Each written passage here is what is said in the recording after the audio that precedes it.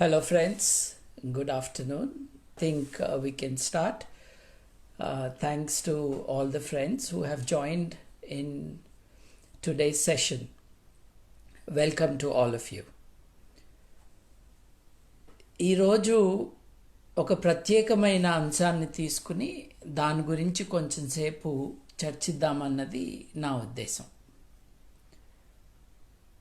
నేను చిన్నప్పుడు అంటే ఇంటర్మీడియట్ డిగ్రీ కాలేజ్ చదువుతున్న టైంలో ఏలూరు దగ్గర ఇద్దరు ఆడపిల్లలు తాము నన్స్గా మారిపోతున్నామని, ఈ నన్స్గా మారిపోవటం ఎలా అంటే ఒక వారి స్థావరంలోకి వాళ్ళు వెళ్ళిపోయినాక చర్చి వారు చుట్టూ గోడ కట్టేసి పర్మనెంట్గా వాళ్ళని లోపల సీల్ చేసేస్తారని, ఇక వారికి బయట ప్రపంచంతో సంబంధం లేకుండా కేవలం యేసు ప్రభు యొక్క ధ్యానంతో వారి జీవితం అంతా గడుపుతారని ప్రకటన. ఇద్దరు యువతులు ఒక ఎన్క్లోజర్లోకి వెళ్ళిపోయి చుట్టూ ఒక గోడ లాంటిది కట్టేసుకుని బయట ప్రపంచంతో సంబంధం లేకుండా బతుకుతాము, తమ జీవితం అంతా యేసు ప్రభువుకే అంకితము, కాబట్టి దాని నుంచి బయటికి రారు, కేవలం బైబిల్ పఠనంతోనే ఇక కాలం గడుపుతారు. వారికి కావాల్సిన ఆహారం ఇతరోత్తర వారికి ఉపయోగకరమైనవి అవసరమైన వస్తువులు బయట నుండి అందజేస్తారు. ఎంత దారుణం ఇది! మీ జీవితాన్ని మీరు ఒక దేవుడికో కనిపించని ఒక వ్యక్తికో ఒక ఎంటిటీకో ఇలా అంకితం ఇవ్వటం ఎలా సాధ్యమని మానవవాది అయిన, స్త్రీల హక్కుల కోసం పోరాడుతూ ఉన్న మల్లాది సుబ్బమ్మ గారు పెద్ద ఉద్యమం చేసి ఆ నన్స్ని ఎవరినైతే ఆ కాన్వెంట్లో ఎన్క్లోజ్ చేసి పెట్టేస్తారని అనుకున్న ప్రాజెక్ట్ ఏదైతే ఉందో ఆ ప్రాజెక్ట్ని క్యాన్సిల్ చేయించారు ఆవిడ. అంటే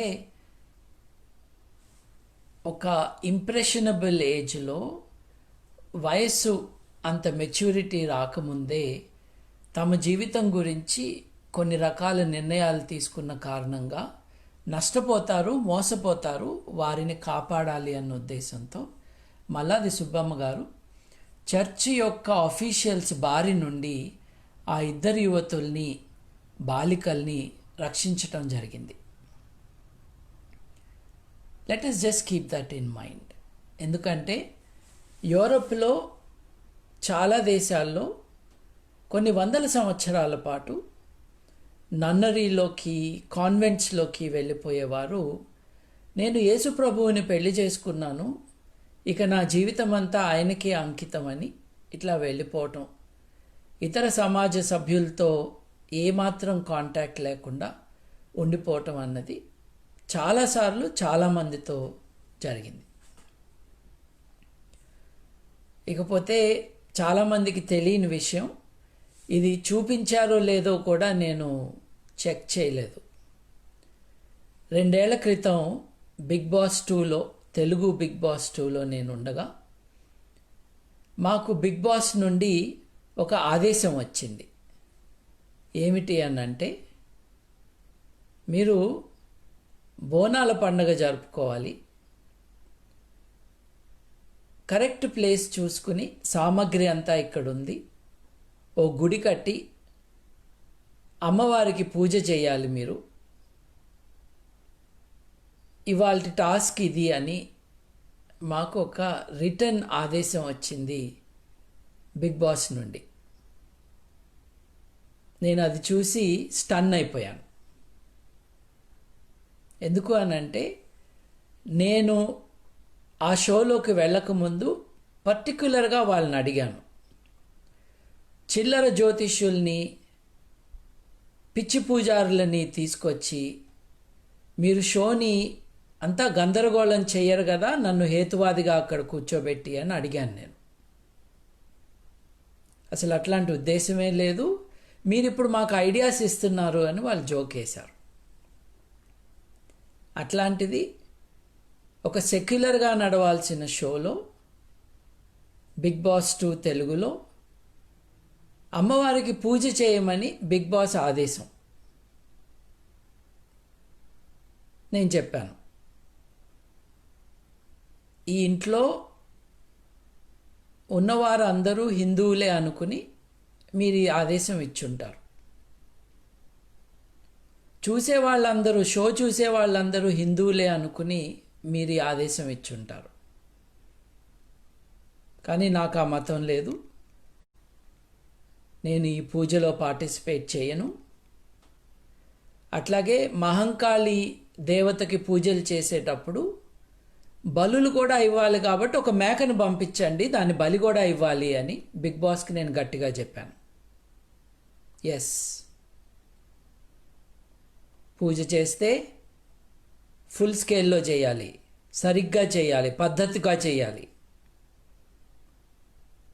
ఉజ్జయిని మహంకాళి అమ్మవారి గుడిని సికింద్రాబాద్లో స్థాపించింది దాదాపు 200 ఏళ్ల క్రితం. అప్పుడు కలరా వచ్చినప్పుడు కలరా పోవటానికి అని ఆ గుడి కట్టారు, పూజలు చేశారు, ఉజ్జయిని నుండి స్ఫూర్తి తెచ్చుకుని. నేను ఉజ్జయినిలో హిందువులు శక్తి స్థలంగా భావించే మహంకాళి గారి ఆలయానికి నేను అంతకుముందు వెళ్ళి ఉన్నాను, నాకు తెలుసు ఆ చరిత్ర. సో బిగ్ బాస్ని మేకను పంపించు, బలి ఇవ్వాలి అని చెప్పినాక బహుశా బిగ్ బాస్ చరిత్రలో ఎక్కువసార్లు జరుగుండవు. బిగ్ బాస్ ఆదేశాన్ని రివైజ్ చేసి పూజ లేకుండా సంబరాలు జరుపుకోండి అని మళ్ళీ ఇంకో కొత్త ఇన్స్ట్రక్షన్ పంపించడం జరిగింది. సో ఇప్పుడే కొంతమంది మిత్రులు జాయిన్ అయ్యారు, వారి బెనిఫిట్కి చెప్తున్నాను. బిగ్ బాస్ 2 తెలుగులో నేనుండగా బోనాల పండగ జరుపుకోవాలి మీరందరూ అని బిగ్ బాస్ ఆదేశం ఇవ్వటం, అంతటితో ఆగకుండా అమ్మవారికి పూజలు చేయాలి అని కూడా ఆదేశం ఇవ్వటం జరిగింది.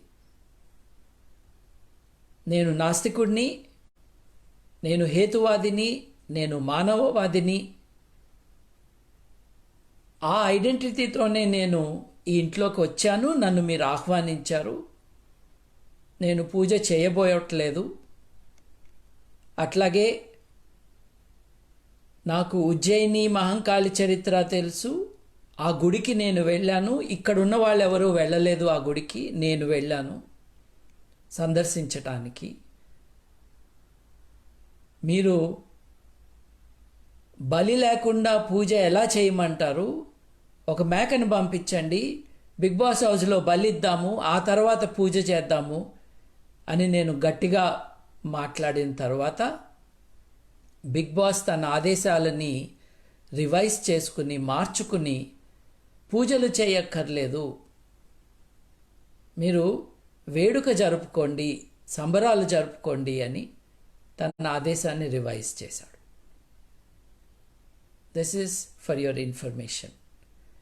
ఇది వాళ్ళు ఎంబారెస్ అయ్యి చూపించకపోతే నేను ఆశ్చర్యపోను, but this is what happened.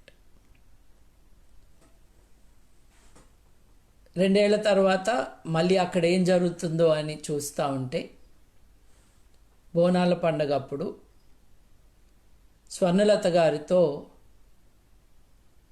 రంగం చెప్పించటం అన్న తమాషాను చూశాను నేను. తమాషా అని ఎందుకు అంటున్నానంటే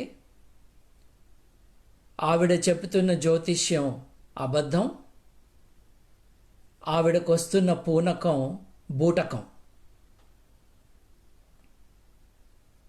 ఈ పద్ధతి అంతా కూడా ఒక అన్యాయమైన వ్యవస్థ పైన నిర్మించబడి ఉన్నది. కాబట్టి స్వర్ణలత గారి వయసు ఎంత ఉంటుండొచ్చు? ఆవిడకో 35 ఏళ్ళు ఆర్ దేర్ అబౌట్స్ ఉండాలి ఆవిడ వయస్సు.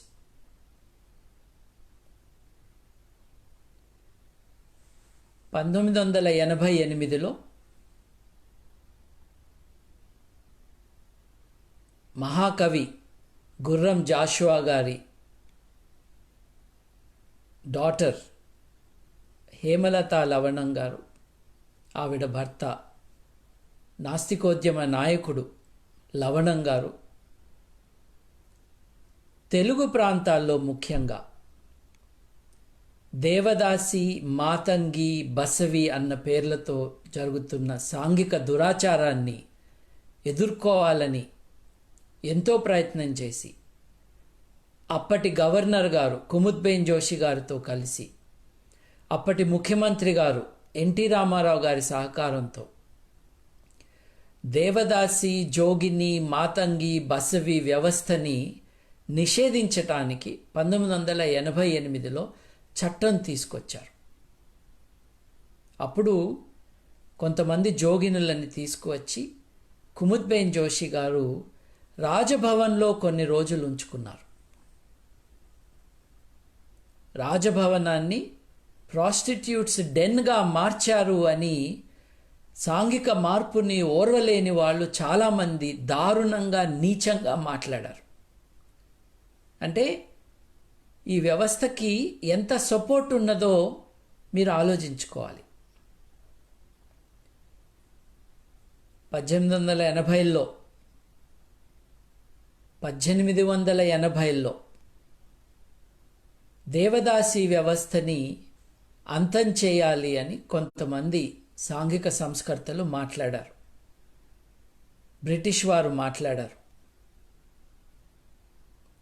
1926లో మళ్ళీ ఆ విషయం గురించి చర్చ జరిగింది. 1940లో 46 అనుకుంటా దేవదాసి వ్యవస్థని నిషేధిస్తూ మద్రాస్ ప్రెసిడియం అంతా కూడా ఆ చట్టం వర్తింపచేస్తూ ఒక లెజిస్లేటివ్ మెజర్ తీసుకోవటం జరిగింది. తెలుగు రాష్ట్రాల్లో 1988లో, అంటే 1988లో అంటే అర్థం దాదాపు 32 ఏళ్ల క్రితం తెలుగు రాష్ట్రాల్లో దేవదాసి వ్యవస్థని నిషేధిస్తూ ఆజ్ఞలు జారీ చేస్తూ చట్టాన్ని పాస్ చేస్తూ ప్రభుత్వం చర్యలు తీసుకుంది. ఈవిడికి 35 ఏళ్ళు ఉంటాయి స్వర్ణలతకి. అంటే ఆవిడని జోగినిగా మార్చింది, మాతంగిగా మార్చింది ఈ చట్టం పాస్ అయిన తరువాతే. ఈ వ్యవస్థకి కాలం చెల్లాలి అని ప్రభుత్వం చర్యలు తీసుకున్న తరువాత జరిగిన నేరం ఇది. ఎందుకు అనంటే మాతంగిగా ఉన్నవారికి మాత్రమే రంగం చెప్పే అవకాశం ఉంటుంది. తనకు ముందు తన అక్కగారు చేశారు, ఆవిడ అక్కగారికి ముందు వారి పూర్వీకులు చేశారు. ఇది ఒక కుటుంబ సాంప్రదాయంగా ఈ సాంఘిక దురాచారాన్ని ఇవాళ మనకి ప్రజెంట్ చేస్తున్నారు. దేవదాసీలు ఎవరంటే ఒకప్పుడు, అంటే ఇవాళ కాదు, ఒకప్పుడు చాలా గొప్ప స్థానంలో ఉండే ఆడవారిని, స్కాలర్లీగా ఉండే ఆడవారిని, డాన్సు, మ్యూజిక్, సింగింగ్ బాగా వచ్చే ఆడవారిని దేవదాసీలుగా కన్సిడర్ చేశారు ఒకప్పుడు. రాజరాజ చోళుడి భార్య దేవదాసి. ఆవిడ పేరు పంచవన్న మదం అనుకుంటా ఆవిడ పేరు. రాజుగారి భార్య దేవదాసి, ఒక భార్య. భరతనాట్యం అన్నది గుడులలో బాగా కల్టివేట్ చేయబడిన ఒక విద్య. మ్యూజిక్ ఆర్ట్, డాన్స్, వాటికి నిలయంగా దేవాలయం ఉండటం, ఆ దేవాలయంలో దేవదాసీలు ఉండటం అన్నది మనకు తెలిసిన చరిత్ర. కానీ ఒక వ్యక్తి దేవదాసిగా ఎలా మారుతారు అని మనం చూసుకుంటే, పసిబిడ్డగా చిన్నపిల్లగా ఉన్నప్పుడు ఒక ఆడపిల్లని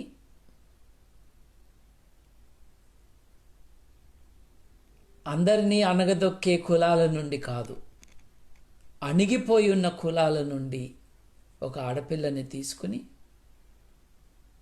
ఆ గుడిలో దేవుడికి పెళ్లి చేసి, తద్వారా ఊరందరూ కూడా ఆ పిల్లకి భర్తగా మారి ఫిజికల్ రిలేషన్స్ పెట్టుకోవటానికి ఒక లైసెన్స్గా ఊళ్ళో ఎవరైనా సరే, అంటే ఆ అణగదొక్కే కులాల వారు ఎవరైనా సరే ఈ వ్యక్తిని వాడుకోవటానికి క్రియేట్ చేసిన, లైంగికంగా దూషించటానికి క్రియేట్ చేసిన ఒక వ్యవస్థ. అటువంటి వ్యవస్థని బ్యాన్ చేసిన తర్వాత దేవుడిని పెళ్లి చేసుకుంది కాబట్టి ఇంకా ఈ వ్యక్తి ఇంకెవరిని పెళ్లి చేసుకోకూడదు, జీవితాంతం అలాగే ఉండిపోవాలి అని చెప్పిన ఒక వ్యక్తికి సంవత్సరానికి ఒకసారి దేవుడి తరపునో దేవత తరపునో మాట్లాడే ఒక అవకాశం, ఇది అన్యాయం. ఒక చిన్నపిల్లని తన సమ్మతి లేకుండా, ఏమి జరుగుతుందో తెలియకుండా, కేవలం కొన్ని కులాల వారికే జరిగే ఈ అన్యాయంలో ఆ పిల్లకి దేవుడితో పెళ్లి చేసి, తద్వారా ఊరంతా కూడా ఆ పిల్లకి భర్తలుగా మారే ఈ వ్యవస్థ నుండి వచ్చిన ఒక వ్యక్తిని దేవుడి తరపున మాట్లాడటానికి దేవాలయాలు నియమించటం, ఈ అన్యాయాన్ని ఒక విడ్డూరంగా చూడటానికి, ఒక వింతగా చూడటానికి లక్షల మంది తరలి రావటం, ఇదో పెద్ద గొప్ప విషయం అయినట్టుగా టీవీ ఛానల్స్ వారందరూ కూడా అక్కడికి ఈగల్లాగా ముసిరి అదంతా కూడా క్యాప్చర్ చేయటం. అమ్మవారు ఈ రాబోయే సంవత్సరంలో మన భవిష్యత్ ఎలా ఉంటుందో చెబుతారు అని మనకి చెప్పటం. ఈ సంవత్సరం ఏం చెప్పారు ఆవిడ అన్నది వదిలేయండి, లాస్ట్ ఇయర్ ఏం చెప్పారో చూడండి ఒకసారి. వానలు బాగా పడి, సమృద్ధిగా పంటలు పండి అందరూ సంతోషంగా ఉంటారు అని కోవిడ్ విపత్తు రాకముందు 5 నెలల ముందు ఆవిడ చెప్పారండి.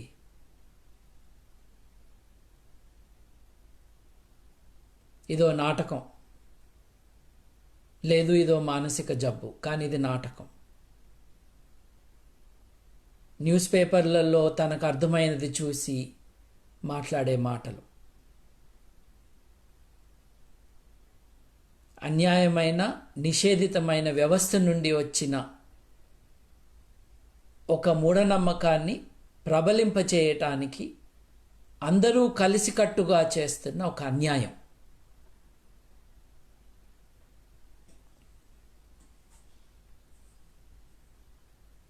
మహాకాళి చెబుతున్న మాటలు చెబుతున్న ఈవిడకి సరైన తిండి లేదు. ఆవిడ ఉండటానికి, అద్దెకి ఇల్లు ఇవ్వటానికి ఎవరూ ఒప్పుకోరు. వీరు ఏ కమ్యూనిటీలో పుట్టినా కూడా దేవదాసీలుగా మారంగానే లూజ్ సెక్షువల్ మారల్స్ ఉన్నాయి. వీళ్ళు ప్రాస్టిట్యూట్స్ అని నిర్లజ్జగా ఓపెన్గా వాళ్ళని తిట్టేవాళ్ళు మన చుట్టూ ఉన్నారు. గవర్నర్ గారింట్లో ఉంటేనే గవర్నర్ గారిని కూడా తిట్టినంత ప్రెజుడిస్ ఇవాళ ప్రబలిపోయి ఉన్నది సమాజంలో. జుగుప్స కలుగుతూ ఉంది. అంత మారల్ డిగ్రేడేషన్ని వెనక పెట్టుకుని దానికి ఏమీ సంబంధం లేనట్టుగా పచ్చికొండలని అమ్మవారు మాట్లాడుతున్నారని, మాట్లాడేటప్పుడు నేనేం మాట్లాడతానో నాకు తెలియదని ఆవిడ చెప్పటం, ఆవిడ చెప్పిందంతా కరెక్టే అని మిగతా వాళ్ళందరూ అనుకోవటం, ఒక్క మానసిక వైద్యుడు కూడా మాట్లాడకపోవటం, ప్రజల నమ్మకాలు కదా అని మానవ హక్కుల ఉద్యమకారుల్లో సగం మంది మాట్లాడకపోవటం. It is very very disconcerting that this atrocity should be allowed to continue. We should not allow this. ఈ సంవత్సరం ఏం చెప్పారు స్వర్ణలత గారు? మామూలు రోజుల్లో కుట్టుకూలీ చేసుకుంటూ, ఏ రోజు కుట్టుకూలీ పని ఉంటే ఆ రోజు మాత్రమే కడుపు నింపుకోగలిగిన పాపం అటువంటి పరిస్థితుల్లో ఉన్న స్వర్ణలత గారు ఈసారి అమ్మవారి పేరుతో ఏం చెప్పారు? 10వ తరగతి చదువుకున్న స్వర్ణలత గారు తనకు అర్థమైన ప్రపంచం గురించి అమ్మవారి పేరుతో ఏం చెప్పారు? నేను సంతోషంగా లేను, నేను కాపాడుతాను, మీరందరూ జాగ్రత్తగా ఉండండి అని చెప్పారు. అంతే, అంతకంటే ఏం చెప్పలేదు. జాగ్రత్తగా ఉండమని చెప్పారు, నేను రక్షిస్తాను అని చెప్పారు. అంతే.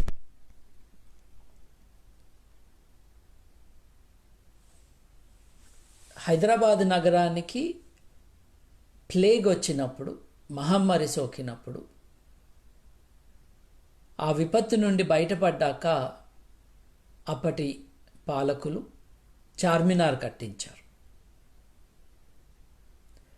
కొలరా బారి నుండి మమ్మల్ని రక్షించు అని, అప్పటికి కొలరా ఎట్లా వస్తుందో తెలియని వారు అందరూ కలిసి ఓ గుడిని కట్టించారు. అది వారి నమ్మకం. కానీ నమ్మకం పేరుతో మానవ హక్కుల హననం జరుగుతూ ఉంటే మటుకు మనం దాన్ని ఒప్పుకోవాల్సిన అవసరం లేదు. రాబోయే రోజుల్లో జాగ్రత్తగా ఉండు అంటాం జ్యోతిష్యం కాదు, భవిష్యత్ చెప్పటం కాదు.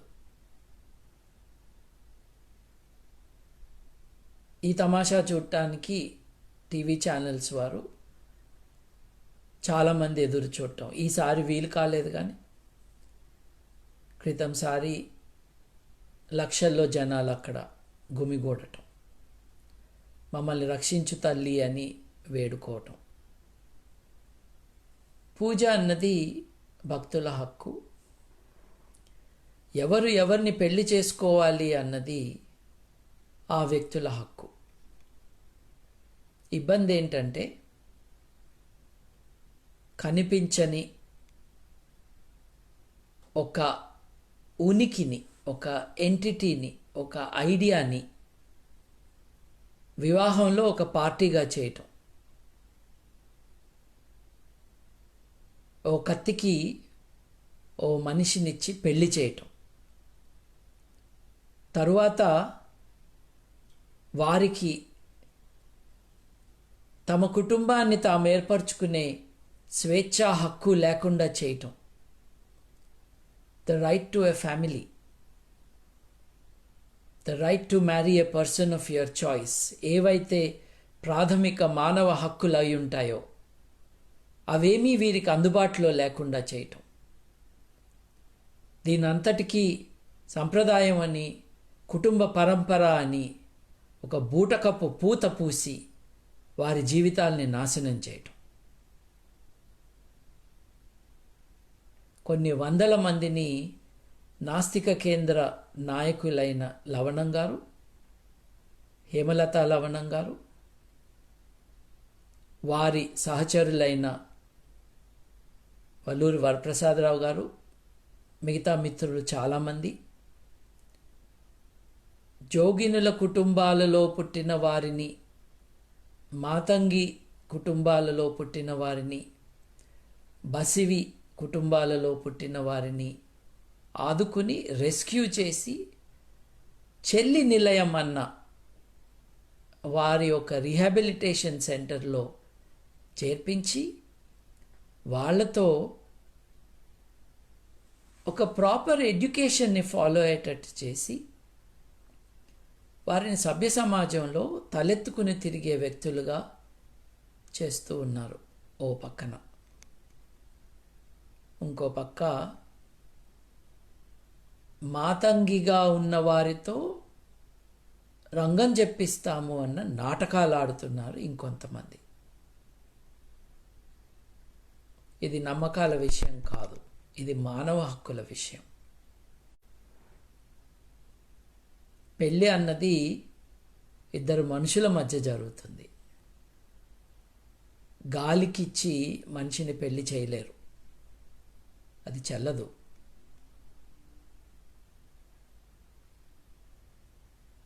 We have to take a strong stand about this. ఎందుకంటున్నారా? ఎందుకంటే ఇవాల్టి సర్వే ప్రకారం 70 నుండి 80 వేల మంది ఇంకా కూడా దేవదాసి వ్యవస్థ యొక్క స్టెయిన్, జోగిని వ్యవస్థ యొక్క మరకని ఇంకా వారి జీవితాల్లో చూస్తూ ఉన్నవారు బతికి ఉన్నారు ఇవాళ. 1880లో మొదలైన మూవ్మెంటు 1826లో మళ్ళీ అది ఉధృతమయ్యి 1940లో చట్టం వచ్చి అది జరిగిన మళ్ళీ 40 ఏళ్ల చిల్లరకి తెలుగు రాష్ట్రాల్లో చట్టం వచ్చి అది జరిగిన 30 ఏళ్ల తర్వాత మాతంగి అని చాలా క్యాజువల్గా రెఫర్ చేస్తున్నారు ఈ వ్యవస్థ యొక్క బాధితురాల్ని. అంతేకాదండి, స్వర్ణలత గారు ఈజ్ వెరీ క్లియర్. తన తమ్ముడికి ఆడబిడ్డ పుడితే ఆ పాపతో మళ్ళీ రంగం చెప్పబోతున్నాము అన్న తన ఉద్దేశాన్ని ఆవిడ వ్యక్తపరిచారు. Not only is she a victim of an unjust system, she would like to perpetrate it. తన తమ్ముడికి బిడ్డ పుడితే ఆ బిడ్డని మళ్ళీ మాతంగి చేసి రంగం చెప్పించటానికి రంగం సిద్ధం చేస్తున్నది ఆ కుటుంబం. సో ఈ విషయాల మీద ఆసక్తి ఉన్నవాళ్ళు, మనుషుల యొక్క శ్రేయస్సు పైన ఏమాత్రం నిబద్ధత ఉన్నవారు ఈ అడ్వాన్స్ అనౌన్స్మెంట్ ఏదైతే జరిగిందో దాన్ని మాత్రం మర్చిపోవద్దు. Because they have declared there intention to annihilate the rights of a yet to be born baby girl. ఈ ధైర్యం ఎలా వచ్చింది అని అంటే, మారల్గా ఇన్సెన్సిటివ్గా చాలామంది మన చుట్టూ ఉన్నారు కాబట్టి. Of course, as I said to you, ఒకప్పుడు దేవదాసి వ్యవస్థ అంటే it was a Guardian of arts, of music and of song. నిజం అది. యూరప్లో కోర్టిజాన్స్ అని ఎవరైతే ఉన్నారో, అంటే కోర్టిజాన్స్ అంటే వారు చాలా ఫేమస్ ఆడవారు, సెక్షువలీ దే ఆర్ లిబరేటెడ్, వారి సాంగత్యాన్ని కోరుకునే డబ్బులున్న చాలామంది కులీనులు వారి దగ్గరికి వెళ్ళేవారు. వారింట్లో సాలోన్ నడిచేది. సాలోన్ అంటే SALON, ఒక మీటింగ్ రూమ్, భేటీలు జరిగేవి వారింట్లో, తాత్విక చర్చలు జరిగేవి వారి ఇళ్లల్లో. యూరప్లో అలా ఉంటే భారతదేశంలో ఒకప్పుడు దేవదాసి వ్యవస్థ గుడిలో ఆర్ట్స్ యొక్క ఫ్లరిషింగ్కి కొన్ని కండిషన్స్ని క్రియేట్ చేసింది. లేకపోతే రాజరాజ చోళుడు తన భార్యగా ఒక దేవదాసిని ఎన్నుకోడు. 1200 సంవత్సరాల నుండి, అంటే ఆధునిక యుగం 1200 సంవత్సరాల నుండి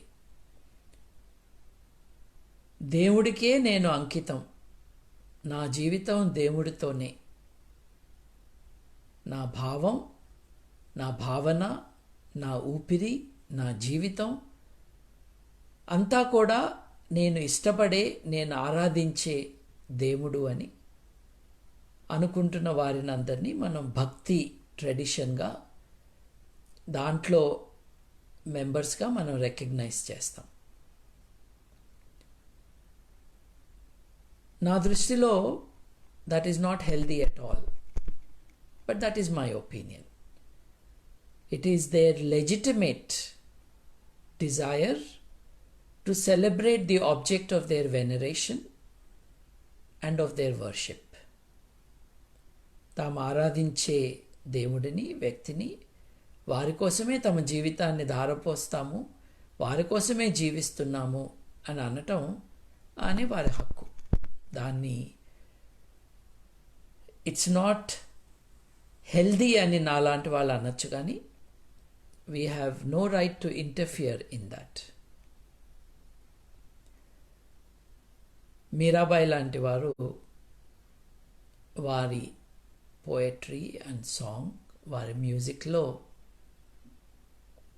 there is great devotion, there is tenderness, there is dedication to a person or to an idea. అంటే అది ఒక లెవెల్లో లిటరరీ ఫామ్గా ఎక్స్ప్రెస్ అయిన devotion, very refined form as well in some cases, not universally. బెంగాల్లో బౌల్స్ ఉంటారు, BAUL అని రాస్తారు ఇంగ్లీష్లో. వారి గురించి చూడండి. ఇస్లామిక్ ట్రెడిషన్లో సూఫీలు ఉన్నారు, వారి గురించి చూడండి. డర్విషెస్ అంటారు, ముఖ్యంగా టర్కీలో డర్విషెస్ యొక్క డాన్సెస్ చూడండి. ఇవన్నీ కూడా single minded focus on something that they adore, admire, worship and like. That is a level of belief and living and thinking which is not the same as Jogini, Basivi, Matangi, Devadasi traditions. ఎందుకంటే నేను refer చేసిన భక్తి movement కానీ, సూఫీజం కానీ, balls యొక్క విద్య కానీ, అవన్నీ కూడా కల్టివేటెడ్ అడల్ట్ యాక్టివిటీస్. దేవదాసీలు, మాతంగిలు, బసవిలు వీరు అడల్ట్ చాయిసెస్ చేసుకోలేదు. వీరిని వారి చుట్టూ ఉన్న సమాజం పసిబిడ్డలుగా తీసుకువెళ్ళి దేవుడికి అర్పించేశారు, తద్వారా ఊరికి ఇచ్చేశారు, లైంగికంగా ఏమైనా చేసుకోమని.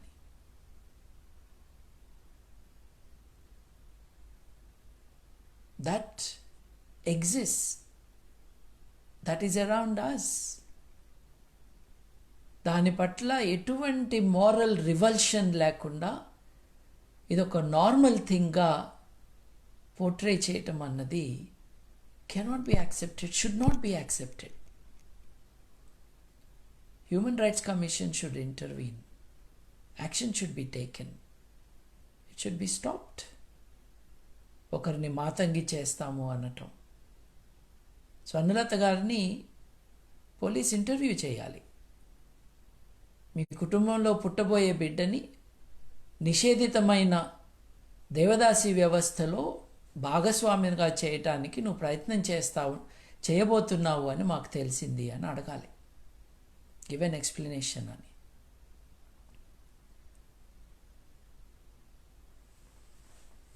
This is not about devotion, this is about a social evil.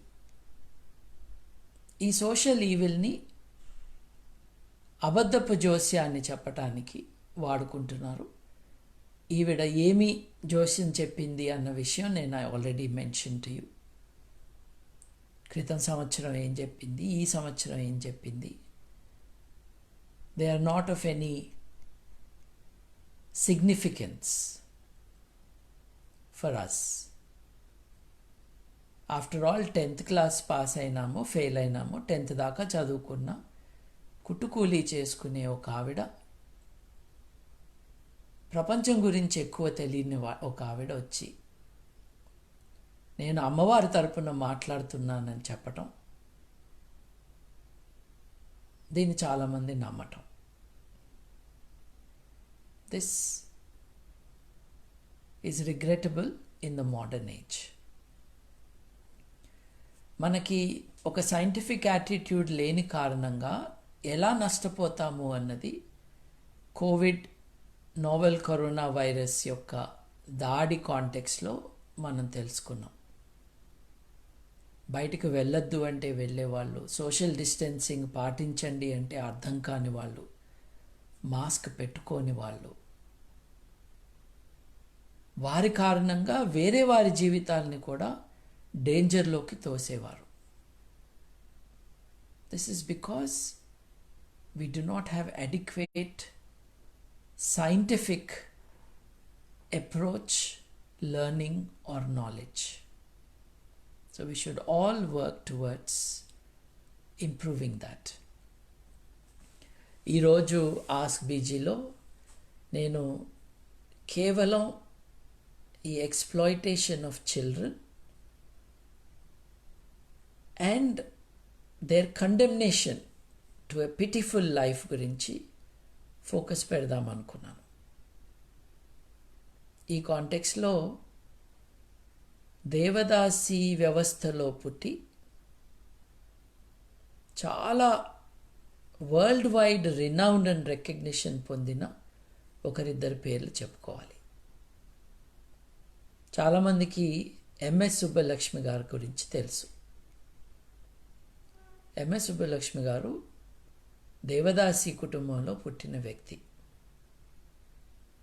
ఆవిడని ఇష్టపడి సదాశివన్ గారు పెళ్లి చేసుకున్నారు. ఆవిడ ఎంత ఎత్తుకు ఎదిగిందో అందరికీ తెలుసు. యునైటెడ్ నేషన్స్లో in the very beginning years of the United Nations భారతదేశం తరపున ఆవిడ అక్కడికి వెళ్ళి తన స్కిల్స్ని పటిమని చూపించుకున్నారు. ఆవిడ చైల్డ్హుడ్ ఫ్రెండ్ అయిన బాలసరస్వతి గారు, పద్మవిభూషణ్ బాలసరస్వతి గారు, అట్లాగే మ్యూజిషియన్ నాగరత్నమ్మ బెంగళూరు గారు, they did exceedingly well. In the grand traditions of the Devadasi system of several hundred years ago, they were able to cultivate the arts.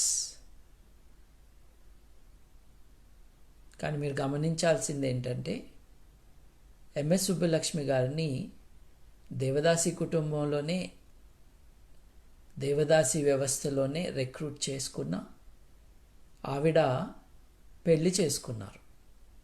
అంటే she broke with that tradition and she grew as an individual under the guidance and support of her Brahmin husband Sadashivan. So it is possible for some people to break the barriers, to leave it and make a grand celebration of life. కానీ ఇలాంటి ముగ్గురు నలుగురి పేర్లు మనం గుర్తు తెచ్చుకుంటూ మిగతా 80,000 మందిని మర్చిపోకూడదు. ఆడవారిని లైంగిక వస్తువుగా వాడుకోవటం విషయాన్ని ఇంకో రకంగా మానవవాది అయిన గురజాడ అప్పారావు గారు తన కన్యాశుల్కం నాటకంలో నాచ్ గర్ల్స్ గురించి, అంటే డాన్సింగ్ గర్ల్స్, హిందీలో నాచిన ఆ నాచ్ గర్ల్స్ గురించి ఆయన రాయటం, డెలికేట్గా తమ చుట్టూ ఉన్న వ్యవస్థని వారు పాయింట్అవుట్ చేయటం. So these are the things I would invite all of you to focus on in our country. But neighboring country నేపాల్లో ఇంకా నిర్లజ్జగా ఒక ఘోరం జరుగుతూ ఉంటుంది. కమ్యూనిస్టులు అధికారంలోకి వచ్చిన తరువాత కూడా కుమారి కల్ట్ అని అంటారు. చిన్న బిడ్డల్ని ఎలా అయితే దలైలామా దుర్మార్గంగా ఒక పాపని తన సక్సెసర్గా మార్చుకోవటానికి విఫల ప్రయత్నం చేశాడో, ఎవరి ఎత్తుని కుయుక్తుల్ని నాకు స్క్రీన్ మీద కనపడుతున్న లాయర్ మధుసూదన్ గారు, మిత్రుడు రామబ్రహ్మం గారు, వారి సహకారంతో ఎవరి కుయుక్తులనైతే మేము ఓడించాము,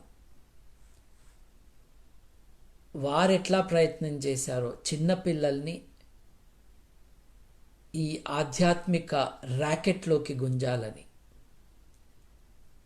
అటువంటి కురీతి నేపాల్లో జరుగుతూ ఉంటుంది. మౌంటైన్ రిలీజన్స్లో జరిగే అన్యాయం. ముక్కుపచ్చలారని చిన్నపిల్లల్ని వారి రూపం, వారి మాట, వారి జాతకం చూసి వీరు కుమారీ దేవతలని ఆ పిల్లల్ని తీసుకువెళ్ళి ఒక గుడిలో కూర్చోబెడతారు. 4 ఏళ్ళు 5 ఏళ్ళు నిండని పిల్లల్ని ముఖానికి పెయింట్ పూసి, కళ్ళకి కాటుక పెట్టి, పెదాలకి రంగు పూసి ఒక బొమ్మలాగా కూర్చోబెట్టి, వారి పని ఏమిటి అనంటే ఒక సర్కస్ జంతువులాగా నిద్ర లేచి వెళ్ళి గుడిలో కూర్చోవాలి. కాఠ్మండు వ్యాలీ అంతా కూడా ఇటువంటి గుళ్ళు ఉంటాయి. వీళ్ళందరికీ మళ్ళీ ఒక హెడ్ ఉంటారు.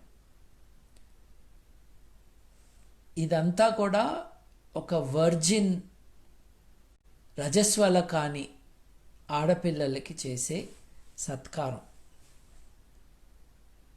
10 ఏళ్ళు 12 ఏళ్ళు ఈ చిన్నారి ఆడపిల్లని ఒక సర్కస్ బొమ్మలాగా చూసి, ఒక జంతువులాగా ట్రీట్ చేసి, ఒక డిస్ప్లే పీస్ లాగా ప్రదర్శించి, అందరూ వచ్చి కాళ్ళు పట్టుకుని కళ్ళకద్దుకుని వెళ్తూ ఉంటే, as soon as menstruation starts వారిని గుడి బయటకు పంపించేస్తారు ఇంకొకళ్ళని తీసుకురావటానికి. చదువు లేదు, మానవ జీవితంతో సంబంధం లేదు, వాళ్ళని గాలికి వదిలేస్తారు. ఇట్లాంటి అబాండన్డ్ గాడెసెస్ చాలామంది ఉన్నారు. ఇదంతా కూడా it is a whole, a kind of thinking. Dalai Lama కావచ్చు, నేపాల్ కావచ్చు, ఇక్కడ మనము మాతంగి, బసవి, దేవదాసి వ్యవస్థ కావచ్చు.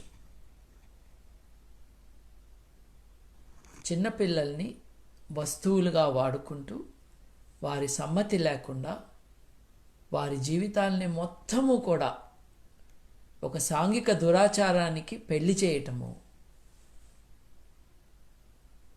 This we need to definitely fight. I started with the nuns, the Christian nuns in Godavari district. I mentioned the abuses in our Telugu land. I referred to Nepal and to Vajrayana Buddhism. The Islamic schools are also implicated in many of the madrasas. పాకిస్తాన్లో, ఇరాన్లో, ఇరాక్లో, సిరియాలో, లిబియాలో చిన్న చిన్న పిల్లల్ని తీసుకొచ్చి అయితే దేవుడికి లేకపోతే మతానికి పెళ్లి చేసేసి 8 ఏళ్ళు నిండని పిల్లల్ని సూసైడ్ బాంబర్స్గా వాడుకోవటం, ఇదంతా కూడా మతం పేరుతో జరుగుతున్న మానవ హక్కుల హననం.